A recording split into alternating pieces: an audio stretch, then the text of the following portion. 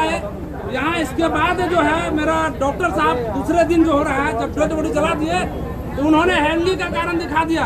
इसके बाद केस आयो जो था, SDPO साहब था, SP साहब, मेरा कोई केस नहीं ले रहा था। 15-20 दिन के बाद मेरा केस लिया है। हम जान रहे हैं कि सबको पैसा से मैनेजमेंट होता है। टोटल जितना है डॉक्टर साहब को भी पैसा से मैनेज करेगा, थाना प्रभारी को भी करेगा, SP साहब को भी करेगा।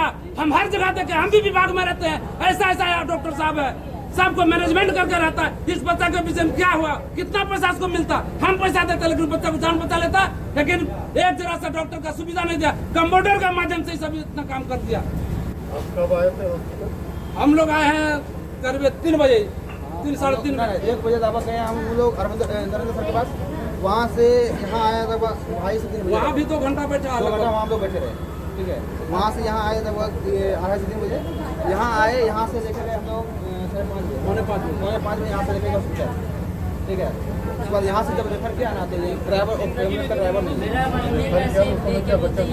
नहीं खत्म था, यही था, यही मैंने कुछ नहीं था। जिस तरह हालत है ना, हम लोग होश में कब आएगा, कुछ बता ही नहीं रहा। आया डॉक्टर देख लिया आंख में जरा सा, देखा कुछ नहीं, बोला ले जाए इसको, वहाँ हम व्यवस्था कर देते हैं, AC का व्यवस्था कर देते हैं, ऑक्सीजन वाला का व्यवस्था कर देते हैं।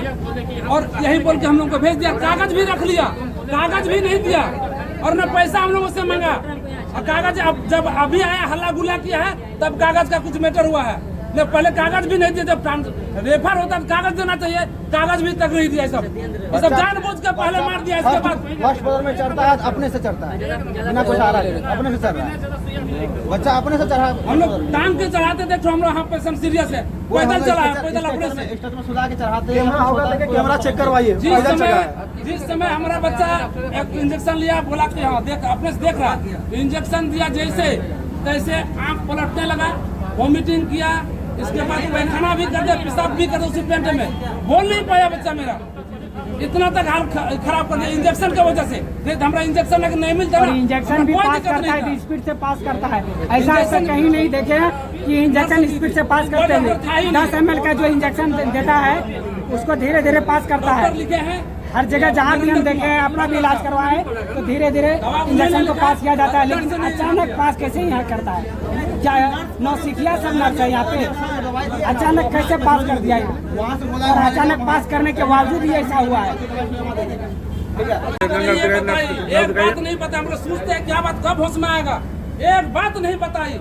यही नर्स है जो इंजेक्शन कुछ नहीं बुलाने का कोई देख सकते हैं, यही नर्स दी है जो इंजेक्शन मरने के बाद रेफर किया जाता है कि यहाँ लेके जाइए, वहाँ लेके जाइए। अभी फरार है, इसके बाद नर्स सब इधर अभी फरार है, अभी फरार है, मौके पर 10 से फरार है। यहाँ पे नहीं नर्स वगैरह कोई नहीं।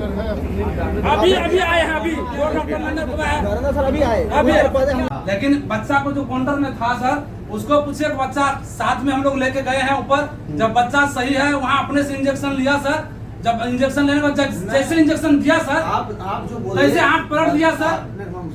आप जो बोले कि बच्चा को वेंटिलेटर का जरूरत है, ठीक है, मानते हैं। आप कब बोले बच्चा पूरा तरह स्थिर हो जाएगा, उसके बाद आप बोलिएगा जिस कंडीशन पेशेंट आप पहले मैंने देखे सर, शुरू में बच्चा जब आया उस समय आप कहाँ थे? कोई डॉक्टर था यहाँ पे? एक भी डॉक्टर बता दीजिए, कोई भी डॉक्टर यहाँ पे डॉक्टर वहाँ पे आया तो अभी तो मैं भी था, मैं ऊपर NICU में था, NICU दूसरे वार्ड में था। सीरियस में बुलाना चाहिए। देखिए जब मेरे पास फॉर्म आएगा तो मैं नीचे आऊंगा। मरने के बाद आपको बच्चा का इन्फॉर्म आता है कि बच्चा मर गया। पेशेंट मरने के बाद तो नहीं, मैं यहाँ पे आया, पेशेंट को अटेंड किया हूँ, फाइल देखा हूँ, उसके बाद एक हाइड्रोकोर्टिसोन इंजेक्शन लगाया, तब मैं यहाँ बोला कि बेड सपोर्ट लगेगा, तब यहाँ रेफर किया। तो मैं उससे पहले पैरासीटामोल एक चढ़ाया गया बच्चा को, दूसरा सलाइन भी चढ़ाया गया। सलाइन भी जब 15 मिनट तक चला, 15 मिनट चढ़ने के बाद आप आए यहाँ, ठीक है। तो सुनिए, आपका जो है लगभग एक पैरासीटामोल का छोटा वाला जो होता है 200 ml का, वो चढ़ने में कम से कम आधा से पौने घंटा, आधा घंटा 15 मिनट 45 मिनट बाद कोई डॉक्टर आएगा। इससे पहले भी आके यहाँ पे स्टाफ को देख रहे, कोई नहीं, स्टाफ देखिए, नर्स चेक करेगी। एक बात बताइए सर, कोई नर्स चेक करेगी? कोई डॉक्टर बच्चा जो है पूरा इमरजेंसी कोई नर्स चेक करेगी? नहीं वहाँ भी आके हम देखे हैं। अच्छा सर, आपके बिना आदेश से सब दे रही है। दूसरी बात, अगर आदेश से जब उस तरह का नहीं है तो फिर आप कैसे बोल रहे हैं?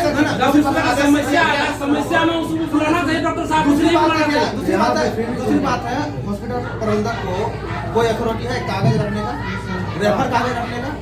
रेफर लिखा हुआ है। रेफर का भी हमारा कागज कहाँ है? कागज कागज कहाँ गया?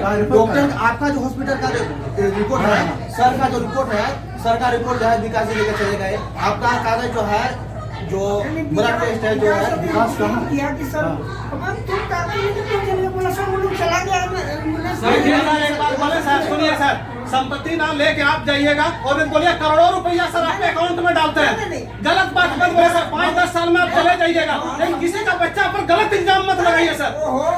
आपका भी बेटा सर जवान गया है, आपका भी रोड एक्सीडेंट में, गलत इल्जाम मत लगाइए। 5-7 साल का मेहमान आप खुद है, एक बात सर, एक मिनट गलत बात मत करिए, गलती होती है कहीं ना कहीं। उतारने में एम्बुलेंस यहाँ लगा, बच्चा को उतारने में कम से कम 15 मिनट लग ही जाता है। ऐसा जी जी जी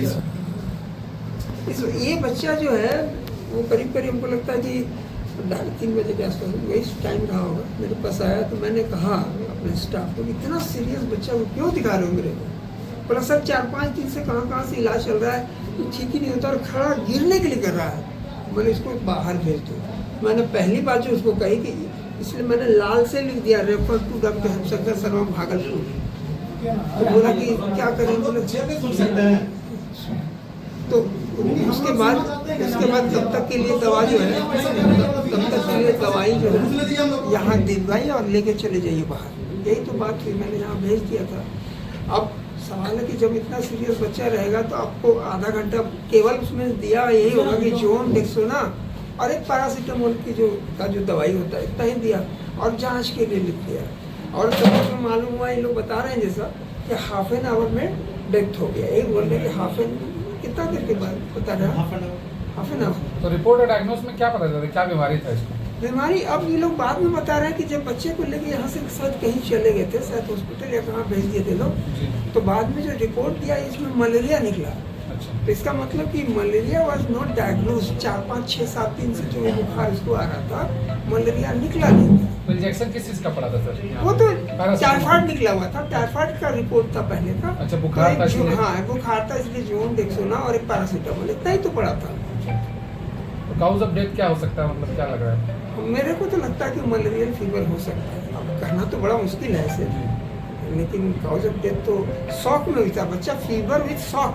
मैंने जो लिखा था फीवर विथ शॉक, बीपी उसका एकदम डाउन जा रहा था, बच्चा खड़ा से गिर जा रहा था, ऐसा लग रहा था ये अब ये मतलब कि लास्ट स्टेज की तरफ जा रहा है। इसीलिए हम बोले कि इसीलिए मैंने लिखा कि तुरंत भागलपुर लेके भागे। फिर मेरे को लगा कि भागलपुर तक शायद ही पहुँचेगा कि नहीं पहुँचेगा पता नहीं, बोले तब तक के लिए आप वहाँ लाइफ केयर जाके कुछ दवा दिलवाइए फिर चले जाइएगा। दोनों बार मैंने लिख दिया था।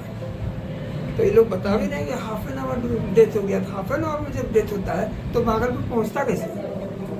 आप ऐसा भी तो सोचिए ना, आप ऐसा भी सोच सकते हैं कि ये लोग यहाँ भर्ती क्यों दिया। तो अगर ये लोग भर्ती नहीं लेता तो रास्ते में डेथ हो जाता, भागलपुर तो पहुँचता ही नहीं बच्चा। ये इंजेक्शन देने से डेथ नहीं हो गया, वो बीमारी से डेथ हो गया।